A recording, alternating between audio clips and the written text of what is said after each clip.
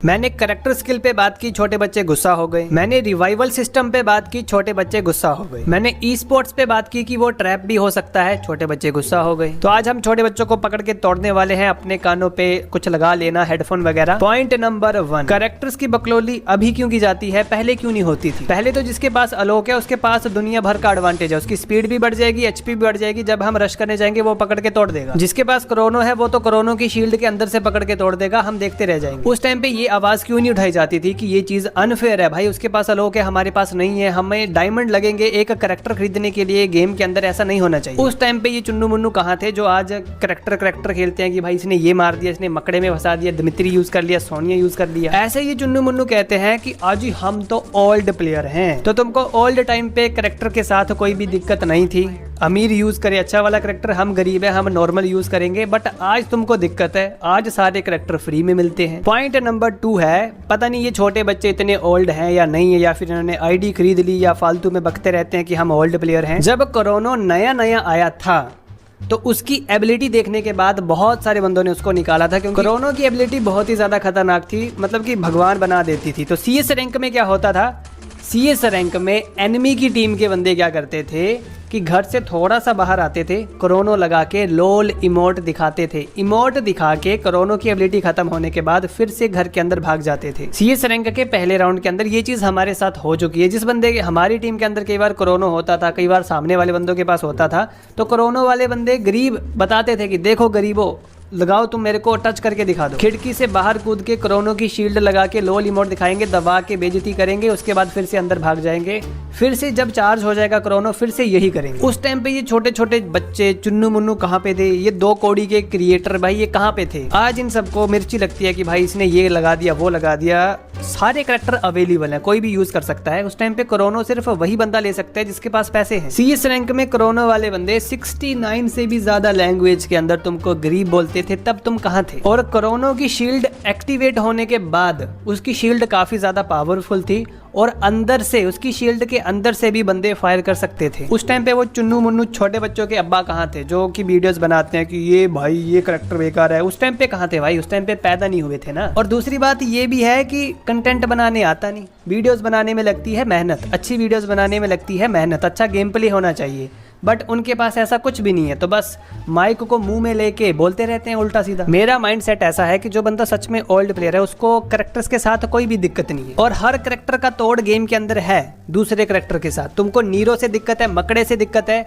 Joseph का use करो। Point number 3 है, बंदे ये कमेंट करते हैं, एक अमित भाई की वीडियो है जिसमें वो कहते हैं कि सोनिया दिमित्री नीरो ये सब बेकार है। बाकी यूट्यूबर भी बोलते हैं, तो सबको साइड में कर दो। मैं तुमको एक अच्छी सी चीज बताता हूँ जो कि छोटे बच्चों को, चुन्नू मुन्नू को, जो इनके अब्बा बने बैठे हैं उनको कुछ नहीं पता है। जिस बंदे के पास बीवेच है जो पार्टनर प्रोग्राम के अंदर है, उसको नीरो सोनिया दिमित्री से दिक्कत है, बट गन स्किन के साथ कोई भी दिक्कत नहीं। सामने वाले बंदे ने उसको नीरो सोनिया दिमित्री या मकड़े का यूज करके खत्म कर दिया तो उसको दिक्कत है, और उसने सामने वाले बंदे को सतरंगी गन स्किन का यूज करके इजीली खत्म कर दिया तो कोई दिक्कत नहीं। सतरंगी गन स्किन के अंदर इतनी सारी एबिलिटीज होती हैं। डबल रेट ऑफ फायर, भाई जब तक तुम्हारी एक गोली निकलेगी ना वो 2 3 4 गोली निकल जाएगी। डबल डैमेज, तुम बंदे को 2 गोली मारोगे बंदा डाउन नहीं होगा, वो 2 गोली मारेगा तुम डाउन हो जाओगे। तो उनको गन स्किन के साथ कोई दिक्कत नहीं है, उनके पास इतना ज्यादा इतना बड़ा अनफेयर एडवांटेज है कि जो नॉर्मल बंदे हैं सामने उनको गन स्किन का यूज करके इजीली डाउन कर देते हैं, बट उनमें से किसी बंदे ने करेक्टर स्किल का यूज करके इसको डाउन कर दिया तो इसको दिक्कत है। दूसरा पॉइंट सुनो, ये जितने भी वीवैच वाले बंदे हैं तुम्हारे ओल्ड यूट्यूबर हैं, बड़े बड़े यूट्यूबर, ये सारे पीसी टट्टे हैं, पीसी के अंदर खेलते हैं और इनकी मैच मेकिंग लगती है फोन प्लेयर्स के साथ। बीआर के मैच में वीवैच में से कोई पीसी टट्टा तुम्हारे सामने आ गया तो वो पीसी में खेलेगा, तुम फोन में खेलोगे, और जब वो तुमको खत्म कर देगा तो वो पीसी वाला है, तुम फोन वाले हो, उसके पास कितना ज्यादा अनफेयर एडवांटेज है, बट तुमको उससे कोई दिक्कत नहीं है। तो हम सब के लिए ये भी तो अनफेयर है ना, उसके पास कितना ज्यादा एडवांटेज है। तुम करेक्टर की बात करते हो, वो तो पीसी लेके आ गया, हम तो फोन में है। मुझे ये छोटे छोटे बच्चे और ये 2 कौड़ी के यूट्यूबर और ये पीसी टट्टे वाले यूट्यूबर मुझे कोई ये बता दे कि भाई तुमको गन स्किन के साथ कोई दिक्कत नहीं है, तुम सतरंगी गन स्किन्स का मजे से यूज करते हो, बंदों को इजीली डाउन कर देते हो, हैं double rate of fire, double damage, easily headshot लगते हैं, सब कुछ इजीली होता है, बंदे डाउन हो जाते हैं, तब तुमको कोई दिक्कत नहीं है क्योंकि तुम्हारे पास बहुत अच्छा एडवांटेज है, गेम प्ले बेस्ट है तुम्हारा। और जब कोई कैरेक्टर स्किल यूज करे तो तुमको दिक्कत है। ऑडियंस के साथ ये दिक्कत है कि ये गरीब कभी गन स्किन का यूज करके खेले ही नहीं, गन स्किन वाली आईडी से खेले ही नहीं।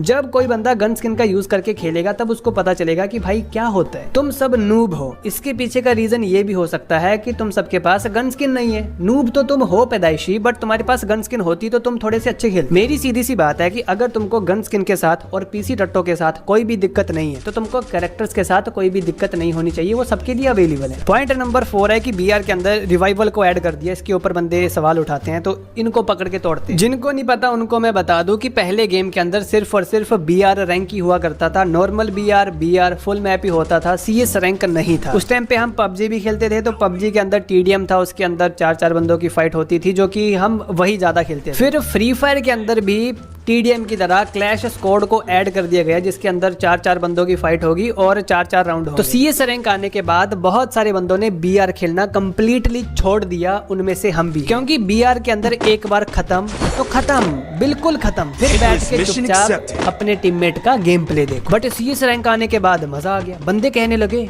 सीएस रैंक में क्या होगा, हम पहले राउंड में खेलेंगे, अगर खत्म हो गए तो दूसरे राउंड में फिर से खेलेंगे। बंदे खुश हो गए भाई कि ये कितना ज्यादा बढ़िया मोड है, अपने को बार बार खेलने का मौका मिलेगा, मजा आ जाएगा, अब हम यही खेला करेंगे। और सीएस के अंदर टाइम भी कम लगता है। जिस बंदे के पास थोड़ा सा टाइम है जल्दी से गेम के अंदर आए, सीएस खेला और फिर चले गए। बीआर के अंदर कुत्तों की तरह भागना पड़ता है, बंदा भाग भाग के थक जाता है। सीएस रैंक में 4 बंदे हैं, चारों सामने हैं, कहाँ जाएंगे। तो सीएस आने के बाद बहुत सारे बंदों ने बीआर खेलना छोड़ ही दिया। उसके बाद जाके बीआर के अंदर रिवाइवल ऐड किया है, मुझे नहीं पता है कब ऐड हुआ क्योंकि हमने खेलना छोड़ दिया था। रिवाइवल ऐड होने के बाद फिर कुछ बंदों ने बीआर खेलना शुरू किया क्योंकि उसके अंदर अब बार बार रिवाइव हो सकते हैं, तो अच्छे से खेलेंगे कूदेंगे भाई, मजा आएगा। अगर बीआर के अंदर रिवाइवल ऐड नहीं करते तो बीआर खत्म था, टाटा बाय बाय था बीआर। पहले बंदे खेलते कहाँ थे बीआर के अंदर, मुझे बता दो। तुम्हारी ओल्ड प्लेयर्स की ऐसी की तैसी भाई, इतनी बड़ी, तुमको मैं कुछ कहना चाहता हूँ, बहुत बढ़िया, बट तुम्हारी ऐसी की तैसी पहले बंदे कहाँ खेलते थे तुम मुझे बता दो एक बार। ये बहन के भाई प्रो प्लेयर बनते हैं ज्यादा कि हम ओल्ड प्लेयर हैं, अपने को बीआर का एक्सपीरियंस है। क्या एक्सपीरियंस है तुम्हें? पानी में बैठने का एक्सपीरियंस है। रिवाइवल से पहले